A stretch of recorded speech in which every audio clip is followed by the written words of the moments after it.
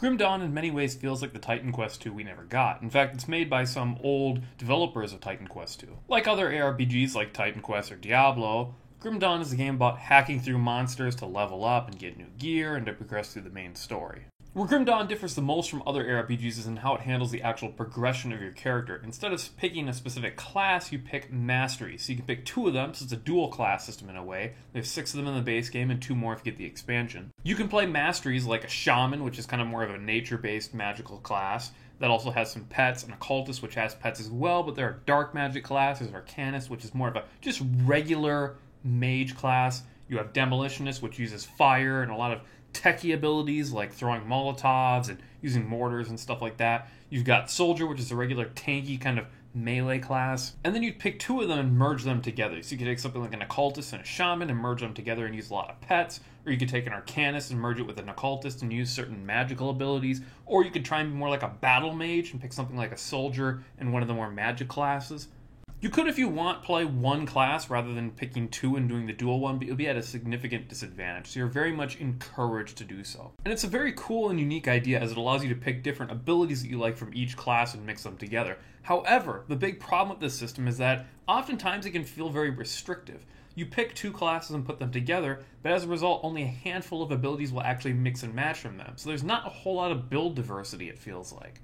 Now, moving on from that, there's 2 more ways that you progress your character. The first is with stat points, so you can put them into different abilities, like giving you more mana or health. And then finally, there's the last way of advancing your character, which is the actual devotion points, which is kind of a mess, to be honest. There's 2 different ways to gain devotion points. Either you do a desecrated shrine, which requires you to take on a wave of monsters that you have to kill in order to get the devotion point, or a ruined shrine, where you give it a particular item, and it'll restore the shrine and give you a devotion point. The problem with the system is that it can really incentivize pointless, aimlessly wandering around, just looking for one of these shrines when you don't know if there's going to be one there or not. And then, once you finally find a ruined shrine, you might find out that, well, I don't have the item for it. So then you got to do a bunch of pointless backtracking just to get back to that area once you finally do find the item. And then once you finally do get the devotion points, it's an absolute mess to try and figure out what to spend them on, because you just get this massive tree of constellations to pick from that give you different benefits towards different things. And some that might benefit your class might be here, there, all over the place. So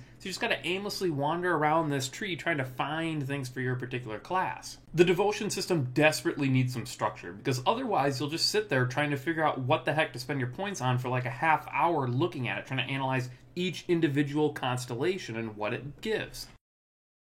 Now, moving on from the actual progression, the gameplay is about what you would expect from an ARPG. You have your health, your mana, you have a bunch of abilities, and you can map them to different keys, like your right or left mouse button, and then you try and take on monsters. I will say that the gameplay lacks a real sense of weight to it. Abilities just don't have much of an oomph to them when you're casting them or smacking somebody with your sword. It just doesn't feel like it does in some other ARPGs where it feels like you're really beating somebody down or you're casting interesting abilities that are just wiping out vast swathes of monsters. And I think it's in large part because the sounds of this game and the graphics just aren't that great. There's not a lot of power behind either of them.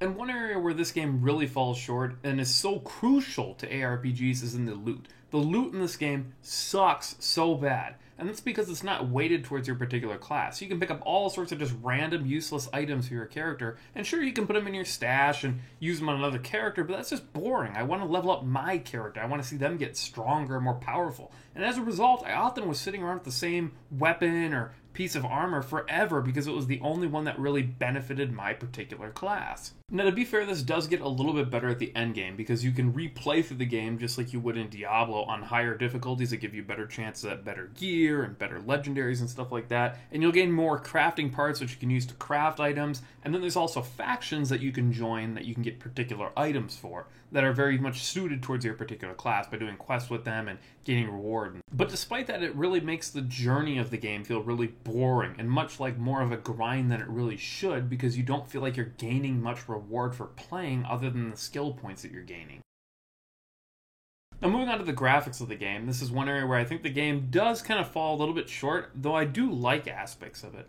And that's that I really like how much the game looks like Diablo 2 in some ways. It's very dark, drab, and depressing. It's very grim dark. It's just this interesting world where humanity is on its last foot. But at the same time, the complete darkness of the game and the lack of any real pop or flair in the world can make it look really boring. Everything kind of muds together, and especially when you're looking at monsters attacking you, it's just kind of like a giant muddy mix. It's not very eye-catching at all. And this causes a real issue when it comes to the game's mazy feel. There's so many areas that are just a maze, where you have to constantly weave in and out and left, right, left, right, left, right. It's a giant labyrinth oftentimes in these underground areas and these dungeons. And because the game's graphics are so drab and muddy, it can make it very difficult to tell where a turn is or where an archway is. Everything just kind of blends together, especially in some of the later levels that get really, really dark and almost impossible to see, where it feels like you got to turn up your monitor brightness a little bit. And finally, we're going to take a look at the actual story aspect of the game, which is pretty interesting. It takes place in a dark, war-torn world where there's all sorts of chaos and monsters killing each other and causing craziness. And it's overall just bringing humanity to its knees as civilization is being destroyed all around you, and humans are forced to band together in small resistance cells. So overall, Grim Dawn gets a 7 out of 10. It's not a bad game by any means. There's certainly parts that are really good. I do like how the dual mastery system allows you to combine different classes, so you don't have to play one particular class. It's a very interesting world, but at the same time, the lack of a weighty feel to the combat, the boring and drab graphics really drag this title down to a 7 out of 10, where it's just average. It's not bad. It's certainly better than a lot of other ARPGs out there, but it's not amazing either.